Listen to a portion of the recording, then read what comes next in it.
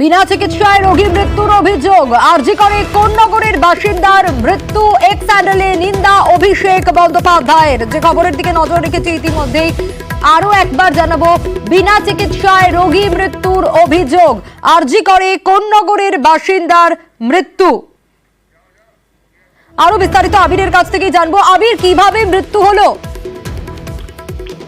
দেখো, তৃণমূল কংগ্রেসের তরফ থেকে আগেই বার্তা দেওয়া হয়েছিল যে যারা নাগরিক সমাজের তরফ থেকে হোক বা যারা জুনিয়র চিকিৎসক যারা এই ধরনের আন্দোলন করছেন, সেই আন্দোলনের ক্ষেত্রে তাদের সমর্থন রয়েছে।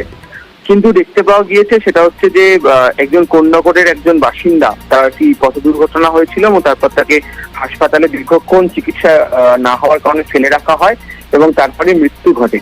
এবং এরপরে অভিষেক বন্দ্যোপাধ্যায় তিনি এক্স হ্যান্ডেলে একটি পোস্ট করেছেন এবং সেখানে তিনি উল্লেখ করেছেন সেটা হচ্ছে জুনিয়র ডাক্তাররা তারা তাদের কাজে যোগ দিন, তাদের আন্দোলন সেটা মানে একেবারেই যে যুক্তিগ্রাহ্য এবং তারা যে দাবিতে আন্দোলন করছেন সেটা একেবারেই ঠিক, কিন্তু যারা চিকিৎসক তাদেরকে চিকিৎসা দেওয়াটাও একটা ভীষণ কাজের মধ্যে পড়ে। ফলে এই কারণে দাঁড়িয়ে তারা যেন সেই চিকিৎসার বিষয়টা যেন উল্লেখ করেন।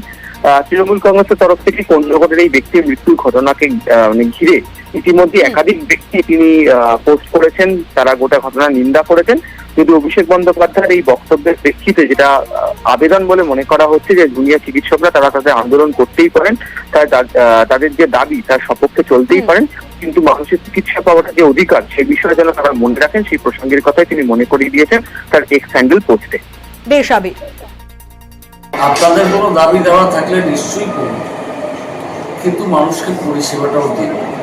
পরিষেবা না দিয়ে শুধু আন্দোলন করলে এইভাবে যদি মানুষ দিনের পর দিন গরিব অসহায় মানুষরা মারা যেতে থাকে, তাহলে সেই বাড়িগুলোর মানুষগুলোর মনের অবস্থা কি হয় একবার ডাক্তারবাবুদের বলছি ভেবে দেখুন।